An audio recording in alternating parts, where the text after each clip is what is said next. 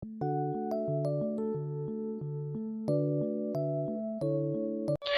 Students, welcome to commerce lecture. I am Latika. तो हम इस लेक्चर में करेंगे comparative study of China, Pakistan and India.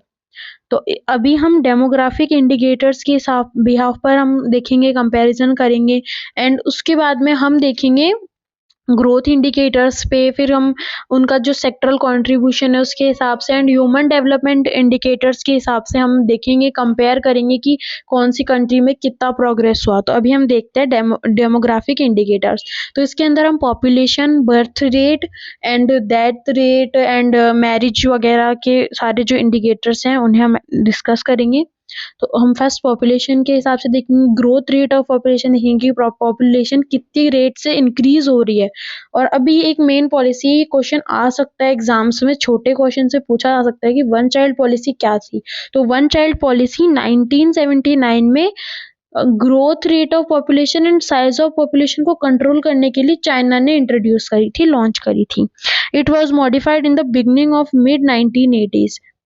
इसमें काफी चेंजेस भी आए in the beginning of mid 1980s to allow rural parents a second child if first was daughter. उन्हें जो ग्रामीण जो माता पिता थे उन्हें अलाउ कर दिया गया था कि सेकेंड चाइल्ड आपके हो सकता है अगर आपका फर्स्ट चाइल्ड डॉटर है। तो वन चाइल्ड पॉलिसी वहां पर थोड़ी सी हटी, मतलब सेकेंड चाइल्ड अलाउ कर दिया गया।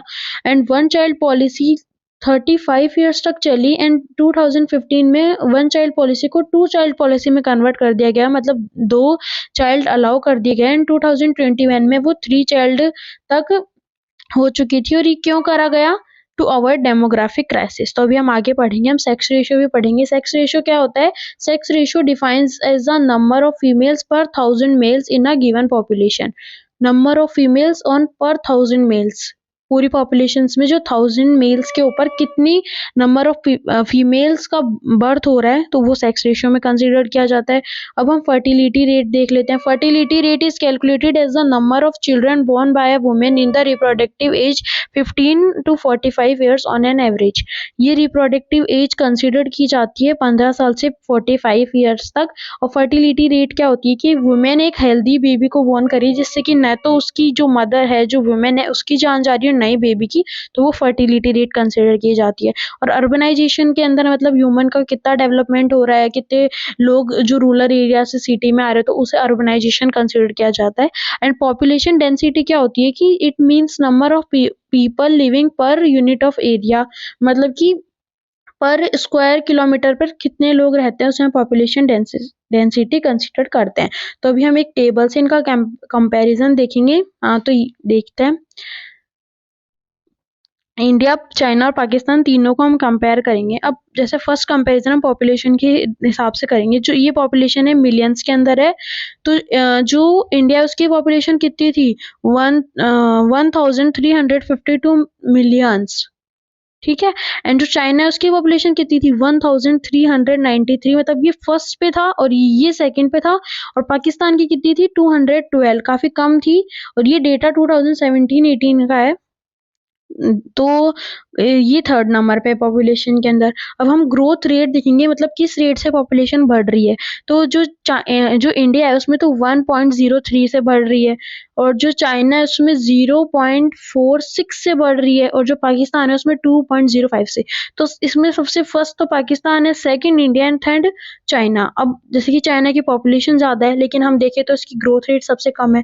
तो ये वन चाइल्ड पॉलिसी जो चाइना ने इंट्रोड्यूस करी थी उसका ही रिजल्ट है कि वहां पे पॉपुलेशन काफी कम ग्रोथ से इंक्रीज हो रही है। अब हम डेंसिटी देखेंगे।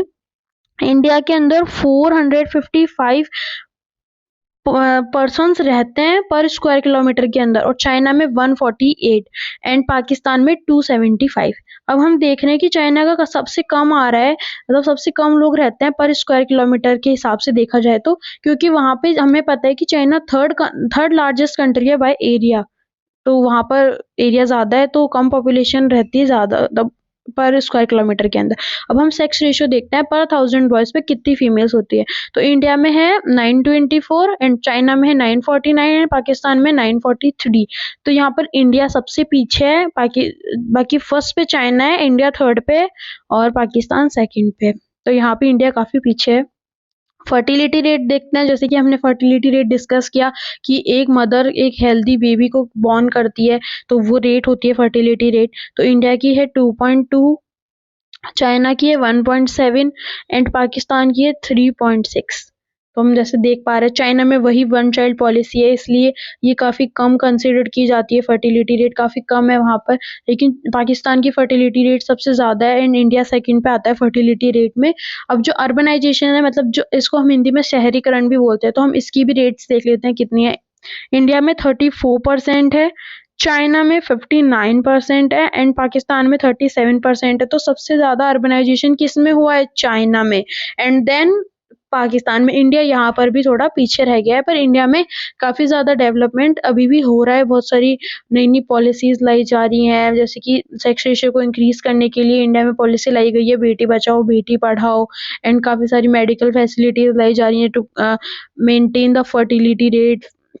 एंड अर्बनाइजेशन को भी काफ़ी ज़्यादा मोटिवेट किया जा रहा है, काफ़ी ज़्यादा डेवलपमेंट देखा जा रहा है। तो इंडिया अभी बहुत ज़्यादा प्रोग्रेस कर रहा है और बाकी नेशंस भी कर रहे हैं।